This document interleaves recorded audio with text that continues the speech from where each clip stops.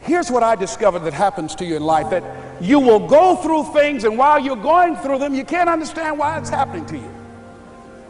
But after you go through it, you get back and you look at it and you say, oh, now I understand why I needed that lesson. Have it ever happened to you? Raise your hand. Has it ever happened to you that I couldn't understand it then, but after I got through it, then I saw that that was preparing me for bigger and better things.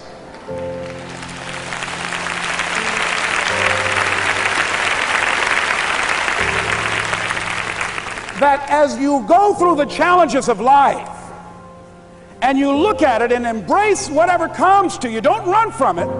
Step toward it. Don't try and duck it like most people do. See, most people want it easy. See, easy come, easy what?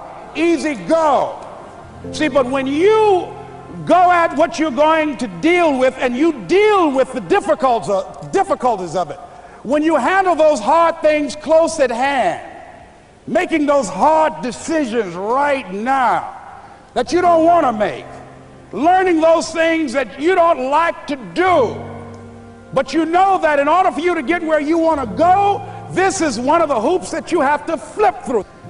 And I'm saying to you, whatever you got to do, do it, because if you don't, life is going to whoop you until you surrender and say, okay, all right, I cooperate, okay, I learned, okay.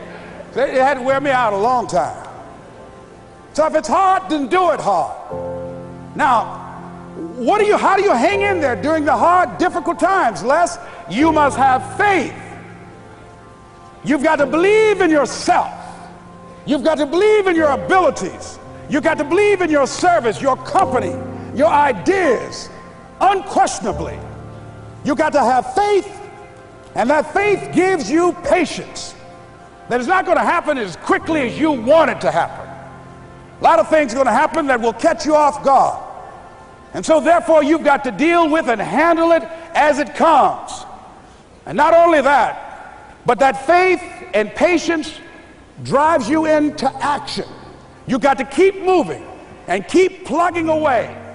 In the Far East, they have something that's called the Chinese bamboo tree. The Chinese bamboo tree takes 5 years to grow. And when they go through a process of growing it, they have to water and fertilize the ground where it is every day. And it doesn't break through the ground until the 5th year. Okay? But once it breaks through the ground, within 5 weeks, it grows 90 feet tall. Now the question is, does it grow 90 feet tall in 5 weeks or 5 years? The answer is obvious. It grows 90 feet tall in 5 years, because at any time had that person stopped watering and nurturing and fertilizing that dream, that bamboo tree would have died in the ground. And I can see people coming out talking to a guy out there watering and fertilizing the ground that's not showing anything. Hey, what you doing? You've been out here a long time, man. And the conversation in the neighborhood is, you growing a Chinese bamboo tree, is that right? Yeah, that's right. Well, even Ray Charles and Stevie Wonder can see ain't nothing showing. You know that's how people are going to do you? So how long you been working on this? How long have you been working on your dreams? And you have nothing to show. This is all you got to show? People are going to do that to you. And some people, ladies and gentlemen, they stop. Because they don't see instant results. It doesn't happen quickly. They stop. Oh, no. You got to keep on watering your dream. And when it began to happen, they stopped laughing. They said, look. Whoa, look here. Look how. Hey, man, you know, I know you could do it. Look, you got a job here?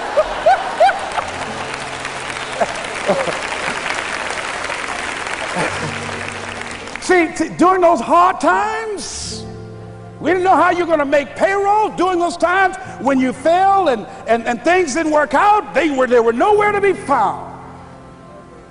But you know what I discovered? When you're working at your dream, somebody said the harder the battle, the sweeter the victory. Oh, it's sweet to you. It's good to you. Why? See, when it's hard and there's a struggle, see, what you become in the process is more important than the dream. That's far more important. The kind of person you become, the character that you build, the courage that you develop, the faith that you're manifesting. Oh, it's something that you get up in the morning, you look yourself in the mirror, you're a different kind of person. You walk with a different kind of spirit. And people know that you know what life is, that you have embraced life. You knew it was hard, but you did it hard.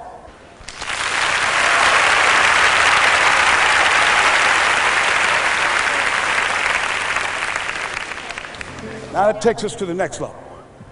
If it's hard, why do people do it? You ask people who do things, why do they do it? People who climb mountains just for the sake of it. Nobody paying them to do it, just do it. Somebody said, I'm going to run around the world. He said, why would somebody want to do that? I'm going to swim the Atlantic Channel. Why? Why do people do that? I wondered, why would a Nelson Mandela give up 26 years of his life? Why do people do that? Here's what I discovered in high school. High school, I decided I wanted to go out for football. Never forget this. And I discovered why people do things. You know why, ladies and gentlemen? Even though it's hard, it's worth it. It's worth it. See, one day we had Coach Alkin Hepburn had this plaque down there and this wood on the floor, on the ground. He said, Brown, come over here. Had my suit on. I said, yes, sir. He said, I'm going to have old Larry Littles down there. Old big Larry. Yes, sir. Big, fat, sorry Larry. Yes, sir. Brown, I want you to get down bull neck. Yes, sir. He said, I want you running Larry. I want you to put your helmet right in his pit, right up in his chest, and knock him off that board. You hear me, Brown? You can do that. Yes, sir. Can you do that? Yes, sir. I said, hubba, hubba. I said, hubba, hubba. He said, Brown, I want you to knock him off. You're going to make the team. I know you can get him, all right? We'll get him. How sorry he is. Knees knocking and everything. I said, yes, sir. And then he went down to Larry. Larry Littles, who played 12 years for the Miami Dolphins, all pro for 12 years. This is a bad, big dude. 250 pounds, strength, agile, and all muscle. He said, Larry, he said, man, you know Brown down there. He's down there talking about your mom and everything. He talked about how fat and sorry you are and how he's going to knock you off this board. Larry now spitting fire and growling and foaming at the mouth. And I'm looking at Larry saying, oh, hubba, hubba. He said, look at that fool down there growling. He told me he's going to scare you that you're going to leave. Are you going to leave? No, coach, I ain't going to leave. Go down there and knock him out the park. Boy, coach got back. He winked at me. Go get him, Brown. I went hard. I ran into Larry with my helmet. Larry said, boo. I don't know where I landed. When they woke me up, I said, can y'all take this helmet off me for a minute? I said, y'all got any more positions out here? They said, like where? I said, don't y'all need an announcer? They said, Brian, where you going? I was crying. They said, man, some girls over there. I said, I don't care, man, I'm hurt. So that fool almost killed me, man. He said, Brian, you quit, man? I said, yeah. I said, what? I said, it ain't worth it, man. No, it ain't worth it. Y'all go ahead. Y'all crazy. I'll be your announcer, man. I was calling the games. I was up there in the booth. Call good games, too, because the pain wasn't worth it to me. And I'm saying to you, you know why people do what they do? The people who go after their stuff, what makes it worth it? It's got to be your passion. You got to love it, ladies and gentlemen. You got to love it. It's got to be what you are supposed to do. You want to sing, and even though they want to invite you to Carnegie Hall, you're going to sing to anybody that listens to you, including singing to yourself. I used to talk to my plants when nobody else would listen to me. You got to write, even if no one published your book, write, because that was given to you to do. You do what it is you're supposed to. You're supposed to build something. You're supposed to create something. I don't know how to do it. Learn. Do whatever is required. Just go out there It's possible you can get what you want. It's necessary. If you want it, you got to go into action. You got to be willing to experiment. You got to be willing to fail and to succeed. You got to be willing to form and to develop new relationships. It's you, it's on you. You got to make that happen. Nobody's going to bring it to you on a silver platter and say, here's your dream manifested. No, it's hard. Yes, it's hard. It's difficult. Yes, right. And it's worth it.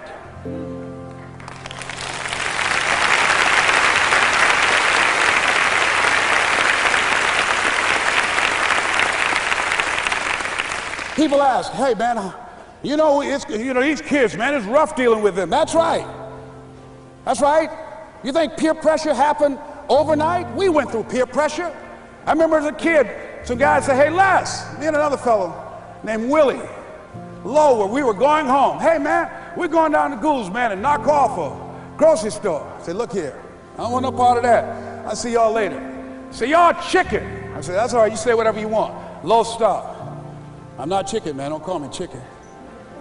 Then why don't you come? We didn't even ask you to come into place, man. All you do is just drive the car, that's all. I don't know how to drive that good. Well, we're trying to get Les to come. He's chicken. Hey, I'm not driving nothing, all right? Willie, don't care about what they say, man. Leave him alone. You want to go do it? You find somebody else to drive, or you drive yourself. Come on, Willie, man. Pull him, he stop. I ain't chicken. All I got to do is drive? Yeah. I said, Willie, that sounds simple, man. Don't go, man. He went. And the next day we read the newspaper where when they robbed the store, when they came out running to a car, the merchant, the man who owned the store, came out just shooting wildly, and he hit the driver in the head. So peer pressure didn't just start in the 90s or the 80s. It's difficult, it is challenging for kids right now. And it's going to take some easy, simple methods to help bring them out of this madness, this insanity? No. Is it hard? Yes. Let's look at what we've been doing. What has worked? What has not worked? Let's look at where we want to go. What is it that we want to produce? What is it that we want to create for our young people? And as we think about that, start experimenting with different methods and techniques to create and to produce that. And begin to believe that it's possible through our commitment, through our vision, through our determination, our relentlessness. Because of our belief, it's possible that we can reduce the teenage homicide rate, the teenage pregnancy rate, the dropout rate. That it's possible, looking at what kind of world are they going to be in. As we look at the global economy, that as we begin to use our collective will and genius and resources, it's possible that we can create an educational system that not only will test their minds with information and facts and figures, but will teach them how to think and be creative, and what does it mean to be a human being and to value human life, and how do you make relationships work? How do you bounce back from adversity? It's possible that we can give them a curriculum that will give their lives a sense of purpose and direction and meaning, and teach them how to begin to know and operate on a higher level of being, where they become assets to our society rather than liabilities. What if we leave here with that kind of consciousness that it's possible, as opposed to saying we have to write this generation off, that it's possible that we were born for such a time as this and that, that maybe someone here has the idea or the method or some plan of action or an approach that can resolve many of the problems that we're facing with young people today. Whatever we have to do to save our children, it's worth it.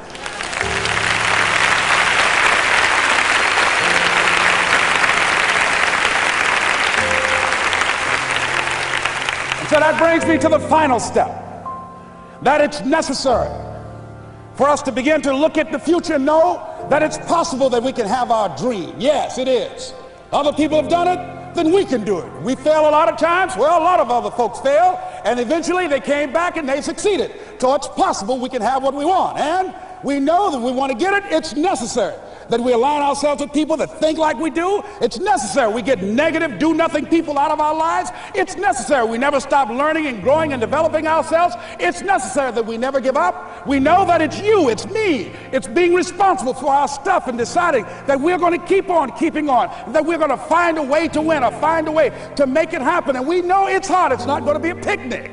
Yes, it's hard, and we will do it hard. And once we do it hard and we go through it, we realize it was worth it. And once you discover it was worth it, it is done. It's done.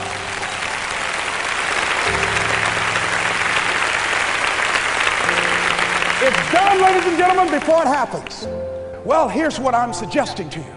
That when you're working, you have a wall to break through. Let's say a friend of mine who runs a marathon, and he says, when he's running the 26-mile marathon, he said, let's say that hypothetically, that 18th mile is the wall. He said, Les, when you get there and you're running, he says, everything in you is telling you to stop, to give up. Every muscle is aching, and you're saying to yourself, I can't do it. I can't do it.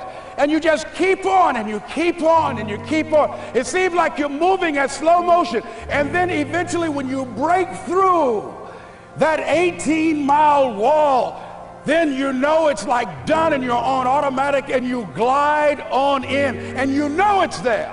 You know you're going to get to the finish line. And we've all had experiences where we were working on something and we knew it was possible.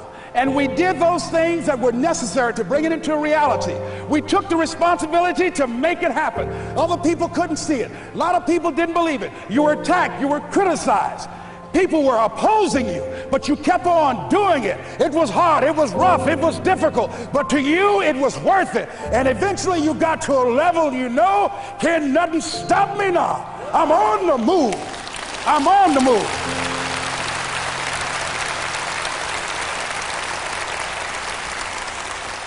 Finally, I'm thinking about a friend of mine who is no longer operating on this dimension. His name is Jack Boland. He had this vision of a church that would serve various types of needs for people. There's supportive needs and helping them in recovery from drugs and alcohol and whatever addictions that they might be involved in. And he was known for bringing in different kinds of speakers. And over a year ago, he was diagnosed as having cancer, and he announced to his congregation that he's going to be taking chemotherapy and that it was a possibility that the cancer would go in remission, and he was optimistic about that. And sure enough, it did for a year. And one of the things Jack always talked about is that he wanted to have his funeral while he lived. And so he invited a few friends, Wayne Dyer and myself and a few other speakers. He didn't tell us why we were there, but once we gathered there, the church, they told us in the room that Jack is going to announce to the congregation, he's bringing his doctor up. The doctor is going to say that we felt we could keep it in remission. It's out of remission, and he doesn't have much time left. And whatever words you want to say to Jack that you would say if he had made his transition, speak those words now. Well, we were shocked and we were somewhat stunned until Jack got there. They brought him in a wheelchair, and boy, was he courageous, and he had a strong smile, and they helped him up the steps, and he sat behind the podium, and each of us got up and we said a few things about Jack and the impact that he made on our lives. And he said, the doctor, after announcing that Jack didn't have long, he says, doctor, he said, I accept what you say, but it's possible that does not have to be the case. But if it is, I will enjoy life to the very last breath I take, even the chemotherapy. I will enjoy that. And Jack did, ladies and gentlemen. And when they said that all of his vital organs were failing, they called his family and his close church staff to the hospital and said he's dying. And so they came and they all gathered in the room. And Jack at that time was unconscious. And he gained consciousness. And he looked at them and he said, with what strength he had, he said, I want to thank you all for being here. You've been a great staff to me. He looked at his sons, his daughter. He said, you've been a great family. He said, don't feel sorry for me. He said, I'm ready to go. I'm looking forward to the next adventure. And he sat there for a little while, laid there, and he closed his eyes, and he lost consciousness. About an hour and a half later, he opened his eyes, And he looked at them, he said, "This is embarrassing, I'm not dead yet." They were laughing through their tears. They said, "Jack, you are a character." He said, "Hey, I hate giving up this kind of control." So they predicted that Jack would die at the end of February. And then on the 2nd, they said, he won't see the light of day. He will be dead by morning. Ladies and gentlemen, Jack died on March 4th. And we believe that even in his dying, Jack sent his congregation a message that I want to give to you with his permission. March 4th is the day he died, and we believe Jack was saying, "March 4th."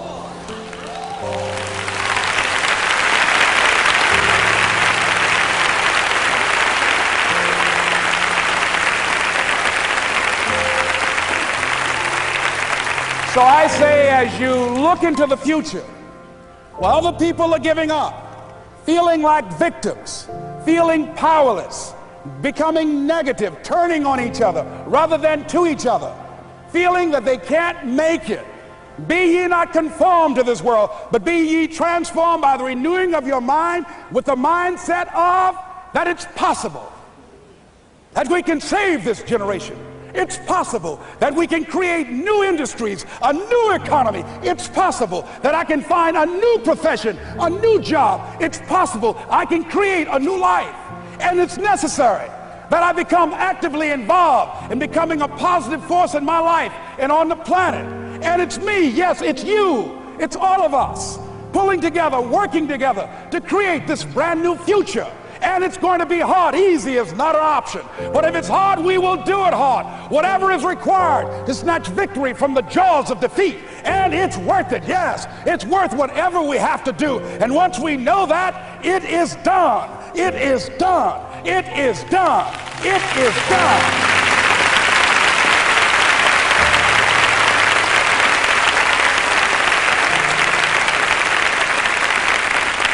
So I say to you, whatever your dreams are, whatever you want to do, in the spirit of Jack, March 4th.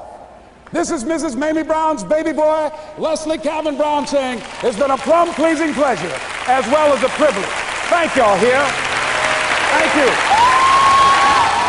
Thank you. Thank you. Thank you. Thank you very much. You're very kind. Thank you. Thank you very much. You're very kind. Thank you. More.